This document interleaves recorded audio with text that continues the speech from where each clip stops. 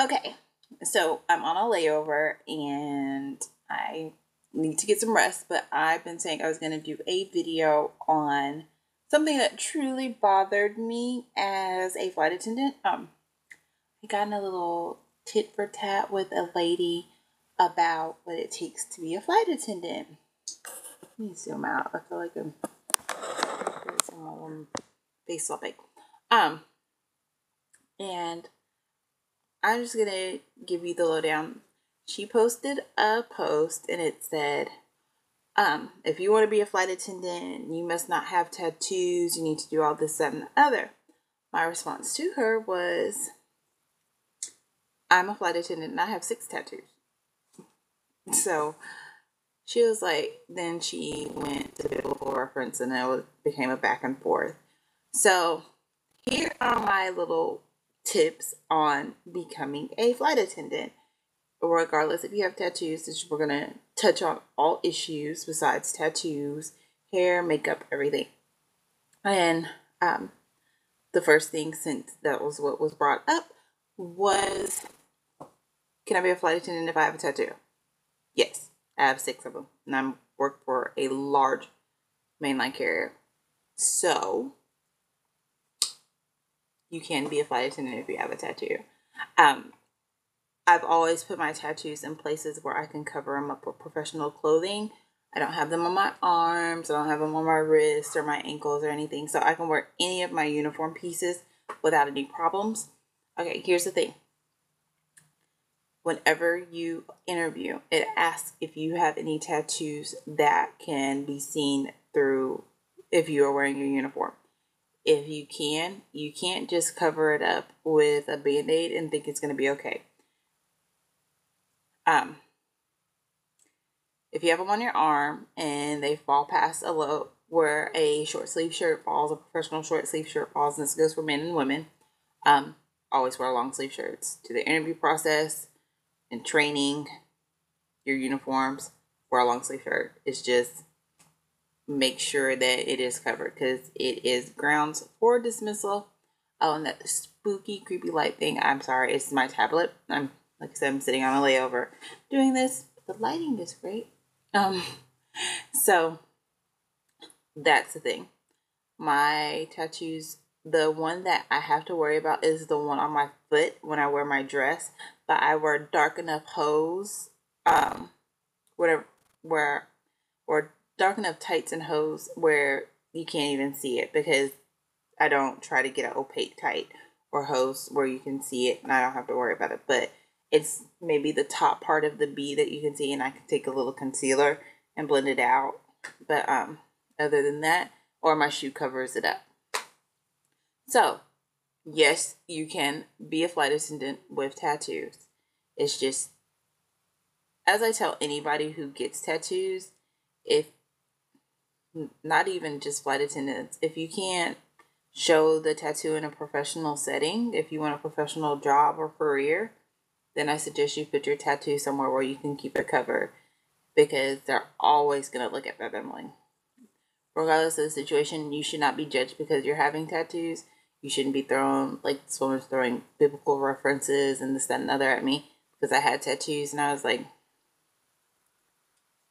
I was hired by the first place I interviewed with, and I got my job. So what's that say? I work very hard. I'm a very personal person. My tattoos touch nothing on my personality. My dynamic with my customers or my crew members is just, I have tattoos. I've been doing it since I was 18. I probably won't stop doing it anytime soon. It's just my personal choice. And whatever your personal choice is, whether you want a tattoo or not, then that's you. Piercings, that is, I've never seen someone with like crazy piercings other than a belly ring, and you can't really see a belly ring. So if you have gauges and stuff, that may be a no-go. So it's just all about a professional, clean standard. We all have to look uniform regardless of the situation. So some type of piercings, facial piercings, I've had people take out their nose ring, but since you can still see the hole, they've been released. So just be aware if this is a career you want to go into. Just make sure that, you know, you're willing to do that whole clean, healthy looking, stereotypical corporate America look. If you're not willing to do it, then this may not be the job for you. Okay. Weight. I'm 5'8", 160 pounds. I've seen flight attendants who are 5'2", maybe 180. Seen overweight, big, small, medium, large, gigantuan. We all come in different shapes and sizes. Depending on your airline, they may have a weight criteria, or how they decide if you can go further is if you can get in and out of the jump seat. And if you can't get in and out of the jump seat and fasten it and be okay and secure, and then get out of it rather quickly in an emergency, then this isn't the job for you. You may want to lose weight. If you have to use a seatbelt extension, you will not be hired as a flight attendant, because you cannot be on the jump seat with a seatbelt extension. It's complete no-no. That means you can't sit on the jump seat comfortably, and you not only put yourself at risk, but if you have to share a jump seat with somebody, you put that person at risk. Okay, what other things? Hair. Follow me on Instagram. I wear my hair in different ways. I keep my hair black, even though I really want to go blonde. But I just suggest, if you really want to do it, to be accustomed to wearing your hair up in a bun or back or in a high bun, or sometimes I'm natural. These are clip-ins, ladies and gentlemen. So I'll do my clip-ins whenever I want to cover up my natural hair to give it a break. I'll do a twist out if I want to wear my natural hair and give it a break from extensions. I'll put in a braided bun. I'll put in a messy bun with just a track of hair. I'll wear my natural hair and a hump and pin it up. Just be accustomed to securing your hair for service, just like any other job. Whenever you're serving food, you don't want hair in your stuff. Why would a customer want a big long hair in their beverage? Or whenever you're passing them their M&Ms, you have all your little hair stuff in your hands. So yeah, you may be able to wear it down and cute and glamorous for like boarding and your safety demo, but anytime you hit service, I always put my hair up. I never wear my hair down during service. It's just a matter of respect for people's food and drinks. Makeup. I see a lot of women like, oh, I don't want to wear makeup. I don't want to wear makeup. Depending on your airline, makeup may be required. Some airlines overseas require a complete full face. What I mean by full face is lipstick that matches the uniform, that eyeliner that matches the eyeshadow, the face foundation, the natural looking blush, the mascara, the brows done, everything done through and through. There are things that, like today, I work today. I feel like you don't have to wear a lot of makeup to be happy and have a nice looking face. What I have on today is my foundation, concealer, blush, eyeliner, mascara, lipstick, and I filled in my brows. That's it. Simple face. It just makes you look nice and clean and consistent, and just that soft glam. And you don't have to go all out. I do spend a lot of money on makeup, but I don't travel with it. If you've seen my other videos, you know I don't travel with expensive makeup. My foundation's my most expensive thing I travel with, and my luster drops. But other than that, eyeliner $1. I crayon $1. Lipstick $1. As long as you look nice and refreshed and professional, don't spend a bunch of money on makeup, especially if you don't wear it all the time. Me, I make glamazon. I wear makeup all the time. I'm always trying things and this, that, and the other. But if you don't like wearing makeup and you're look isn't together, they may require you to wear makeup. Lipstick is required. Lipstick or lip stain is required. They want you to look professional and pristine at all times. If you think about it, the age-old flight attendants, they would come hair done, makeup, pearl necklace, pearl earrings, diamonds, nails done, face done. If you can't exude that, then what's the point of you applying for the job? You just have to be very conscientious of what you choose to do. Like, some days I do a full face, eyeshadow, lashes, everything. Some days I don't feel like it. I had a really day today, and then I had 3 legs, 3 different flights, and sit time.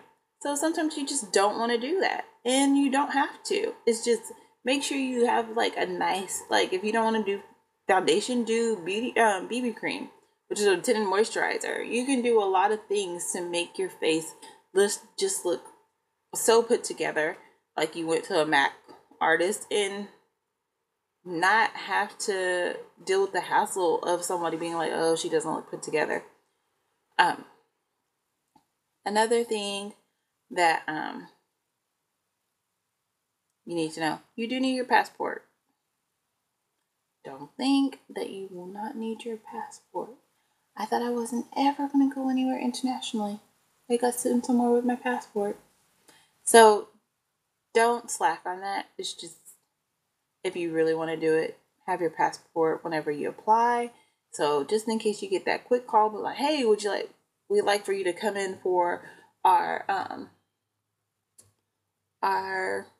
interview session in 2 weeks or in 2 days.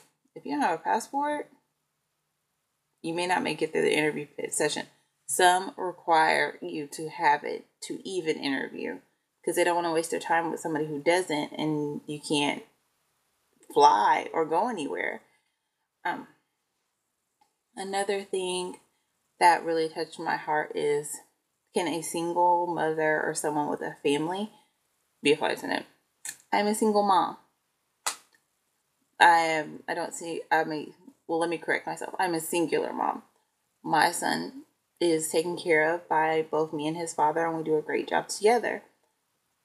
I have a guy I've just flown with. He has a wife and kids and his stepchildren, so it is well possible to be a flight attendant with a family. So just do not get discouraged and continue to follow and pursue your dream. Just take in heed that this is a professional environment, and do expect professional standards to be required. It won't, as much as everybody's like, oh, a flight attendant is just a waitress in the air. Baby, I am a waitress, a chef, a firefighter, a nurse, a chemist, a internet technician, a customer service representative, and a liaison, all in one. Oh, and I'm a Jenga master, puzzle master, because I have to shift bags and be like, oh, this doesn't fit, and this and another. So don't let somebody tell you you're just a waitress. We weren't hired to be waitresses. We barely train on serving. I think I had a day of training on serving out of the month and a half I was in training. I only trained on serving for a little bit of time. This whole time, it was like safety, because you can't see my arms, but it's that much, giving you a beverage. But I just wanted to, record this video to let people know that don't get discouraged if somebody tells you, oh, you have a tattoo, you'll never be a flight attendant. Or, oh, you don't wear makeup, you'll never be a flight attendant. Or you don't do this, you'll never be. There's ways around that. And if that is your dream, pursue your dream. Keep pushing. Because one day I may see you in the air. But I hope you enjoyed this video. And if you have any questions or comments, just leave them in the comment box. If you want to ask me personal questions about the job, just leave your email and I'll gladly email you back. Any concerns you may have. But follow me on Instagram at fashionable_flygirl_mo. And love you guys. Thanks for watching. Have a good night.